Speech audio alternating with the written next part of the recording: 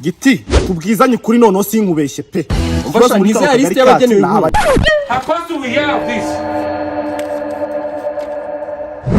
Ngo ikibazo ni abaki? Ni abantu Fred yatubwiye ejo bavuga ariko ngese ko nta nyene n'abayobozi ndabivuga ngewe. ubundi ikibazo nyamukuru kiri muri aka kagari kacu bani abatuye mu manegeka. Warorowe ntabwo wigeze urerwa.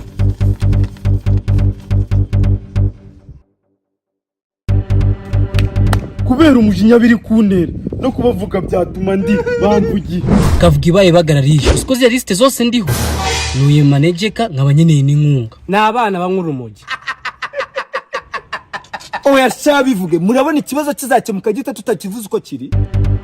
Giti sinwe mu manegeka nta n'inkunga nshaka yewe nta n'ubufasha na bumwe nshaka buva mu kagari.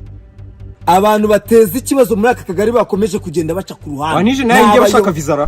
Uri igicucu basuzugura abayobozi babo. Abo bantu rwose tubigeho batazadusubiza inyuma mu iterambere. Okay, uzapfa ryari se wowe? Sinshobora. Hari deni mfite ry'urupfu.